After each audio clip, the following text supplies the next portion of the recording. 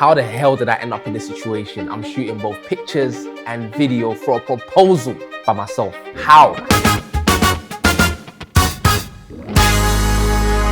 So, to give you a backstory of how we end up in the situation, one of the ladies whose podcast I helped to film, the Flatmates Pod, Alexis, managed to get me a referral to shoot a proposal for one of our friends, Daniel. Daniel, big up. Thank you so much for obviously booking me to come and handle this for you. So on the day of the proposal, I showed up with my equipment nice and early, at least half an hour before the proposal was to begin. Usually I show up about an hour before, but you know, London traffic, I managed to show up about half an hour before, got into the hotel and eventually started filming. Now, this proposal was happening at the DoubleTree Hotel in the heart of London, like literally central London, near London Bridge. And if you don't know London, yeah, you'll know that sat-navs just don't work in central. So I literally got there, unloaded my equipment, and I spent at least 10 minutes just looking for the place, simply because the sat-nav wouldn't show me exactly where the hotel is. I'm actually praying that that's actually DoubleTree, because I'm not on walking like and searching for this place. I'm just praying to God that I'm actually right in front of it. Lo and behold, luckily, I managed to find it. Went in there, straight to the reception. Listen guys, I'm here for a proposal. Where exactly is it happening? And they guided me to the rooftop bar to essentially go up there and get set up. Right, so when I arrived, you know, my black people timing, the decorations wasn't even done yet. Can you believe it? 30 minutes before the proposal, the deco was still happening, but we moved. So yeah, I managed to, you know, get in there, set up my cameras. So my plan for today is I'm going to be setting up 2 landscape cameras. Basically, Daniel's booked to have a portrait video, but I'm slightly concerned that we may not be able to capture everything with a portrait video. So I've just decided that on my own accord, I'm going to set up 2 sort of safety cameras that would essentially record in landscape as well, so that we have sort of everything properly captured, landscape and portrait. So yeah, that's the plan. So I'm just going to set up 2 cameras now, set up a couple of lights around as well, so that we're lighting exactly where we need to light. I may have to move lights around as the proposal happens. I need to have the lights ready and just, you know, available to move around. So that's what I'm going to set. I'm going to set up 2 lights and 2 cameras, and I've literally got half an hour to do that. Usually takes me about an hour, but yeah, I need to sort of speed up and do that within half an hour. Obviously, the plan was to have myself doing photos and one of my team members, one of the videographers, Tommy, doing video. Now, Tommy was supposed to come with me, but we had some logistical issues, which meant I had to make my way there, and then he would later come or later arrive with the train. Obviously, as fate would have it, the train wasn't having it. And Tommy just kept texting me saying, Ian, my train is delayed. Ian, my train is delayed. So I had to think outside the box. So what I did was I set up 2 video cameras, 1 safety from the back filming the front, and then 1 camera at the front filming the stage or the area where the proposal will be taking place. So I essentially had video covered potentially.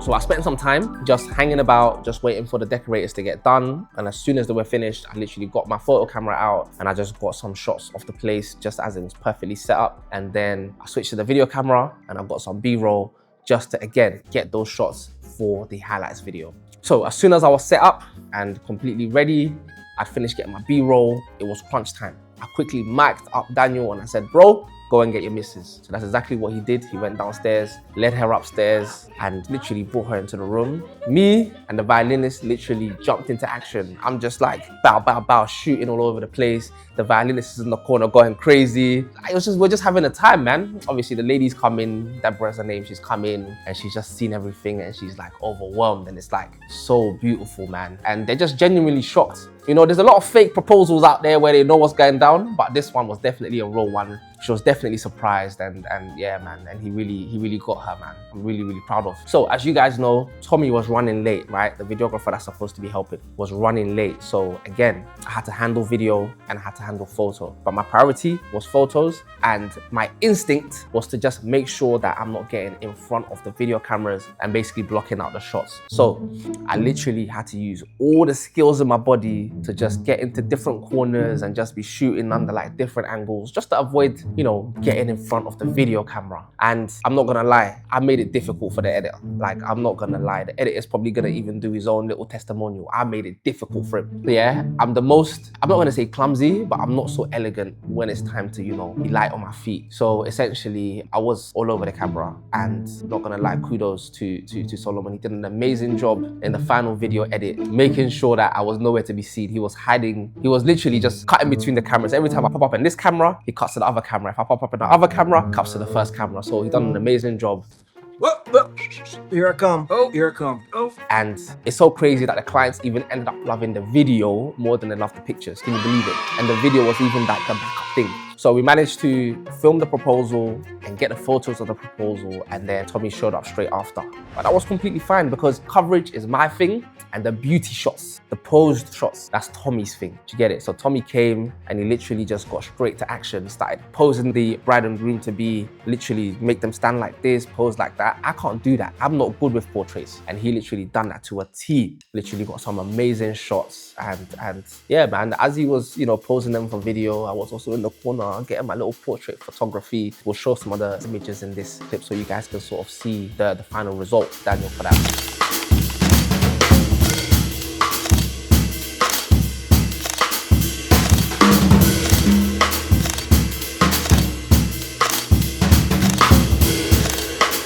And in the end, we managed to get a really good deliverable. The clients were very happy. Shout out to Debbie and Daniel. I know your wedding is gonna be beautiful. Your union is gonna be beautiful. We're very grateful for you considering us to be part of your special day, part of such a special moment. And that's exactly what we do this for. We do this because we enjoy these moments. That's why we're called Those Great Moments. And we'll continue capturing those great moments. Every moment counts.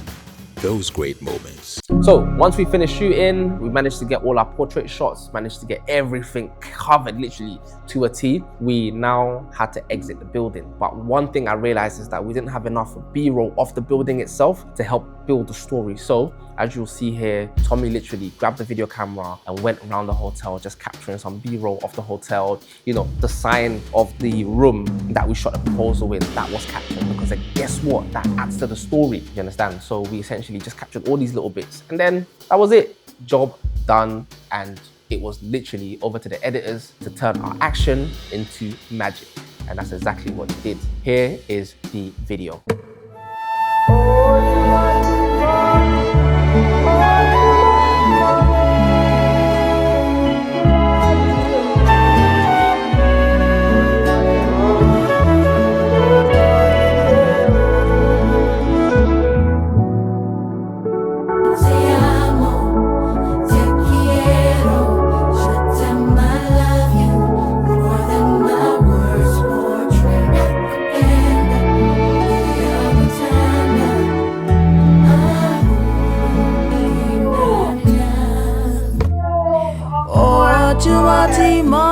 You look good. Good. Yeah, look, you about yourself. You look stunning. I still can't believe we're here. I actually can't believe we're here. Oh, this is so sweet. This is so beautiful. This is stunning. I've got a few words to say to you. Okay. My senior baby. Yeah. My favourite girl since day 9. Do you remember that? Yeah. This has been a long time coming, and I can't think of anyone more that I'd want to spend life with. And you see today's just a checkpoint of how far we're gonna go. You're the person I want to spend the rest of my life with. Do you know that? Do you believe that? Yeah. When I look at you, I don't just see you, I see your future. I see a wife, I see a mother, I see someone that will inspire other women. Debbie, you are an answered prayer. Do you know that? You're the eyes, you're the nose, you're the legs, you're the mouth, you're the smile of an answered prayer. And honestly, since you entered my life, that you literally came in, a Russian wind, and you changed the climate. My life has been better with you than without you. And I want to do life with you. Thank you so much. I love you more than words can explain. So I want to ask you a question. Deborah, Obafemi, Natty.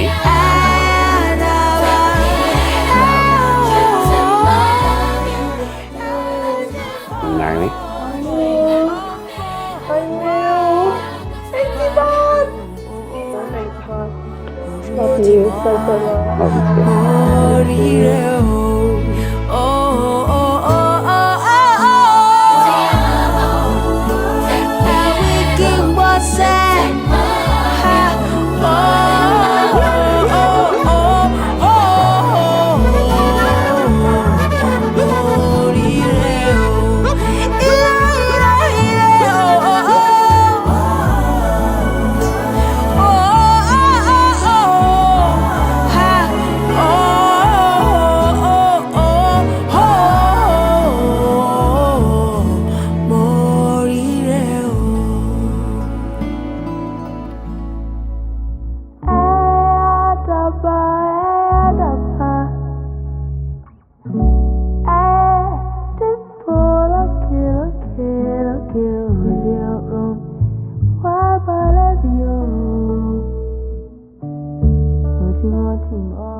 And that is the story of how I ended up shooting a proposal by myself. Of course, I wasn't by myself. Tommy did show up after, but the coverage of the proposal itself, I did have to do photo and video. The editors did an amazing job. And then Tommy himself, when he arrived, did a supreme job as well. So shout out to everyone in the situation. And of course, shout out to Daniel and Debbie. You guys were the most beautiful couple to capture and again, be part of your day and part of your moment. If you really like this video, if you enjoyed this video, if you enjoyed our process, make sure you like, share, and subscribe to our channel, and you will see another one of these next week.